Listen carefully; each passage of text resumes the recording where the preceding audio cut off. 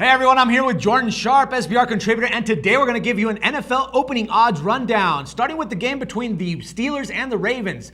Jordan, how's it going, man? Hey, Dax, what's up, man? Good to talk to you. Likewise, my man. All right, let's talk about this one. Right now, bookies actually opened this game at -2.5 in favor of the Ravens at a -1/4.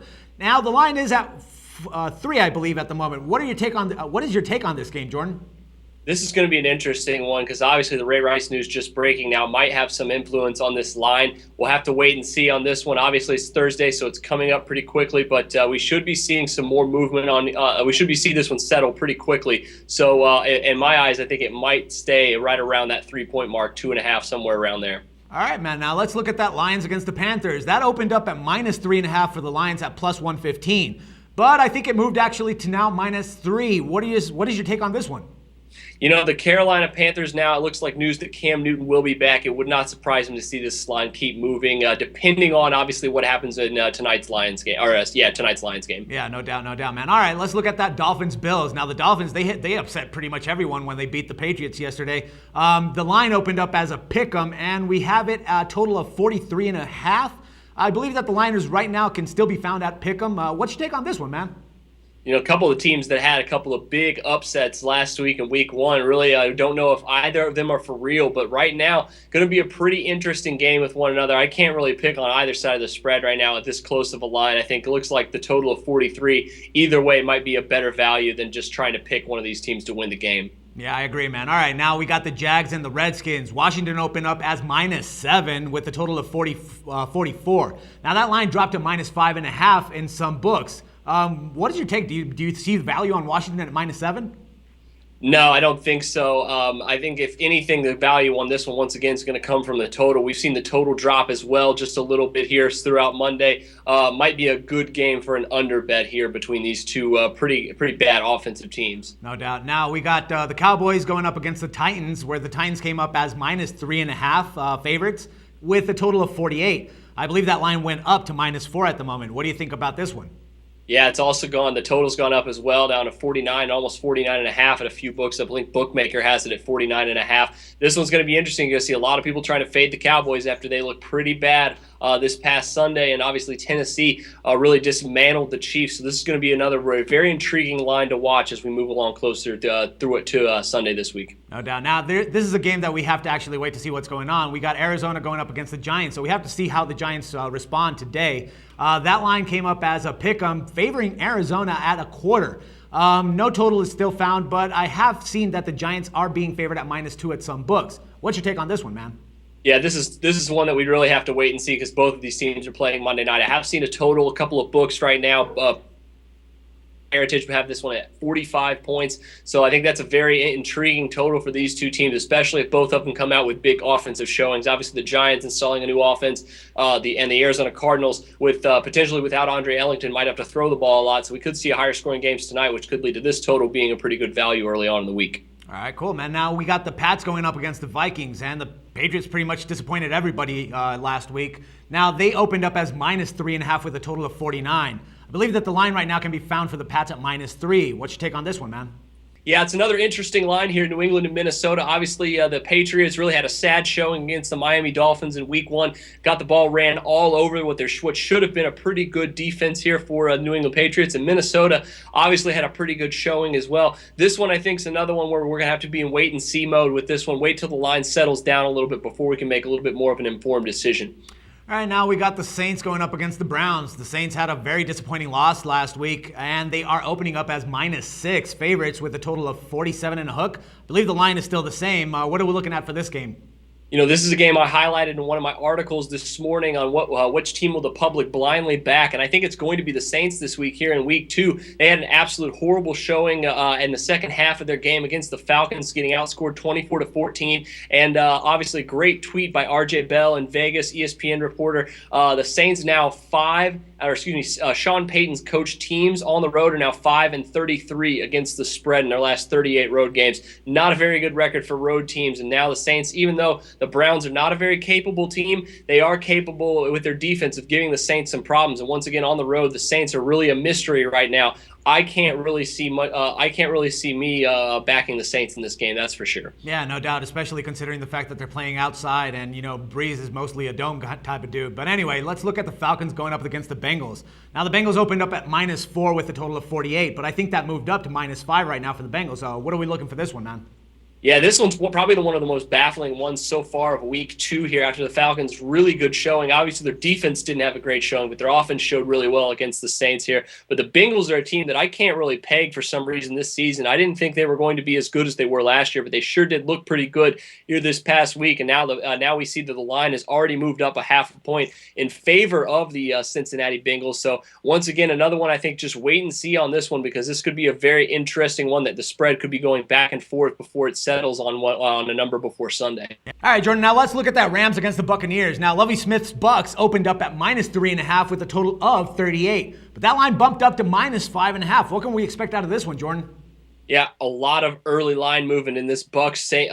Louis Rams game. Obviously, with the Bucks, even though they lost, the news on St. Louis's quarterback situation is just real dicey right now. So the Bucks have jumped up huge to -5.5 right now, effectively probably wiping out any early value that they once had. Also, the totals dropped down to 37 between these two teams. So really, a whole lot of early line movement. We'll see if it continues into that Bucks direction, or if the Rams get some money back on them here later in the week. Once again, something I think we just have to wait a little couple of days here and see what unfolds.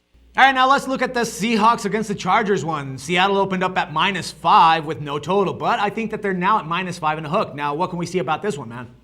Seattle are going to be obviously a public favorite, I think, heading into week 2, no matter, I think, what San Diego does tonight against the Arizona Cardinals. Definitely going to have to wait and see, obviously, what San Diego does on Monday evening. However, we obviously saw what the Seattle Seahawks did to the Green Bay Packers, so probably expect the Seahawks, if you do like them, to increase in their NFL odds going on throughout this week. So probably, if you like them, you probably should take them right now.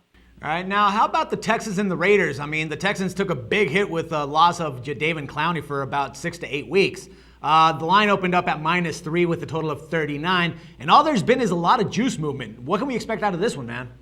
Yeah, this one's another one that's pretty tough here. The Oakland Raiders obviously did not look that good in last week's game against the Jets. Rookie quarterback problems and running the football problems. But the Houston Texans, not really that great of a team on offense either. Their defense, even with the loss of Jadeveon Clowney, I think is still going to be a very good unit. So this might be one where you have to lay off the spread, go for a total bet on that 39 and a half, depending on where you're getting it at.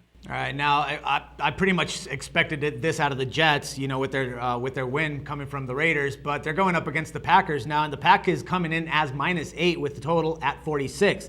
The line did move up considerably to -9.5 at 5 dimes. What can we expect out of this one, man?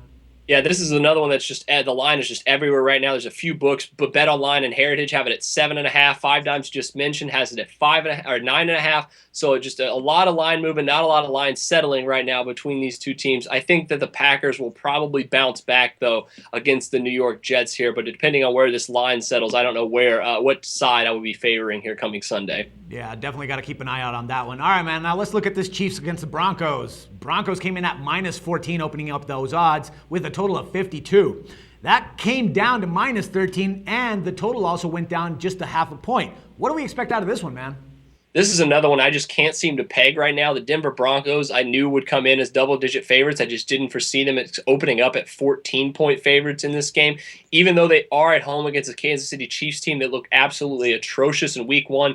I'm not ready to just write off this Chiefs team like they're the 2012 Chiefs again. I think they still have some 2013 Chiefs left in them if they can get Dwayne Bowe back, obviously coming in here Week 2 from his 1-game suspension. I think things will look up for the Chiefs, but they got to establish that run game with Jamal Charles if they want to have a chance in this game at all. Yeah, I totally agree, man. All right, now how about the Bears against the 49ers? The Bears definitely did not look like the team that we're used to seeing. While the 49ers, they made everything clear that they're in the search for that actual title. Now, that line opened up at -7 with a total of 48, and it's pretty much maintained. What can we expect out of this one?